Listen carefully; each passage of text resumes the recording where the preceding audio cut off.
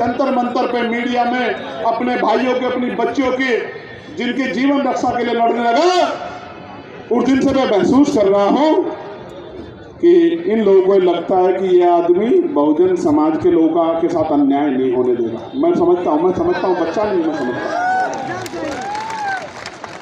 जब से मैंने मौर्य जी,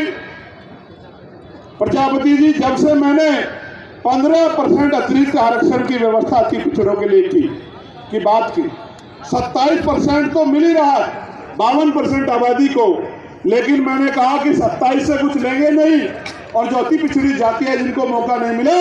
उनको अलग से 15% आरक्षण की व्यवस्था कराएंगे, जिस तरह से ईडब्ल्यूएस की सरकार ने कराई थी। जब मैंने इस बात को कहा,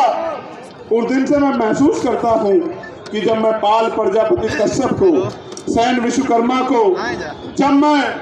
नुनिया चौहान राजभर को, जब मैं जो है निषाद को, उनके आने वाली पीढ़ियों को कुर्सी पे बिठाने के लिए 15% की 100 में से 15 नौकरियां उनके बच्चों को मिलनी चाहिए, उनको कुर्सी पे बैठना चाहिए, उस दिन से मैं महसूस करता हूं कि मेरे खिलाफ जानबूझ के षड्यंत्र किए जा रहे हैं। प्यारे साथियों,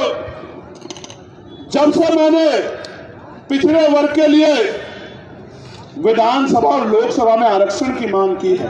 कि मिलना चाहिए, उनकी संख्या में बढ़ोतरी होनी चाहिए, जिन जातियों को मौका नहीं मिला उन जातियों का प्रतिनिधित्व होना चाहिए, कानून बना के होना चाहिए, उस दिन से मेरे खिलाफ, यानी कि जब से मैं बहुजन समाज के लोगों के मुख्य मुद्दे, उनकी जरूरतें, उनकी दिल की तड़प, उनकी दिल की आह और उनकी वो बात जिसको कोई कर नहीं रहा था उसको करने का काम किया है, तब से मेरे खिलाफ एक माहौल बन रहा है। मैं आपको कहना चाहता हूं इस मंच के माध्यम से, माहौल बनाओ, मेरे पैर तोड़ दो, मेरी जबान काट लो, मेरी आंख फोड़ दो या मेरी हत्या कर दो, लेकिन जब तक मेरे शरीर में लहू का आखिरी कतरा और आखिरी सांस रहेगा, मैं ये करके दिखाऊंगा। मेरी बात को आप याद रखें। और अगर उत्तर प्रदेश में मौका मिल गया,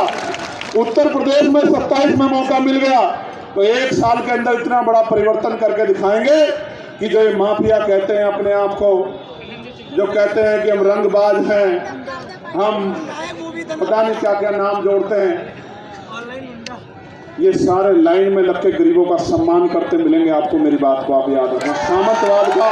इलाज हो जाएगा। इसलिए मेरी हिम्मत तोड़ने के लिए और हिम्मत तोड़ के ये संदेश देने के लिए कि कोई नहीं बोल रहा था, चंद्रशेखर बोल रहा था, उसको भी हमने डरा दिया, इसलिए हो रहा है। मैं वो शख्स हूं, हमारे साथी जानते हैं, जिसने ना जेल की परवाह की, ना मुकदमों की परवाह